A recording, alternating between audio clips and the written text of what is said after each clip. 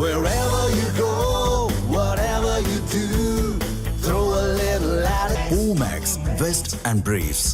தர்மபுரியில் அடிப்படை வசதிகள் எதுவுமின்றி அவசர கதியில் பேருந்து நிலையம் திறக்கப்பட்டுள்ளதாக சமூக ஆர்வலர்கள் குற்றம் சாட்டியுள்ளனர். தர்மபுரி மையப்பகுதியில் செயல்பட்டு வந்த பேருந்து நிலையத்தை மக்கள் தொகை அதிகரிப்பால் வேறு இடத்திற்கு மாற்ற மாவட்ட நிர்வாகம் முடிவு செய்தது. 2021 சேலம் கிருஷ்ணகிரி தேசிய நெடுஞ்சாலையை ஒட்டியுள்ள தனியார் இடத்தில் 40 கோடி ரூபாய் செலவில் பேருந்து நிலையம் கட்டப்பட்டு வந்தது. தர்மபுரி புதிய பேருந்து நிலையத்தை முதலமைச்சர் ஸ்டாலின் காணொலி வாயிலாக திறந்து வைத்த நிலையில் பேருந்து நிலையத்தில் அடிப்படை வசதிகள் எதுவுமின்றி அவசர கதியில் திறக்கப்பட்டுள்ளதாக சமூக ஆர்வலர்கள் குற்றம் சாட்டியுள்ளனர்.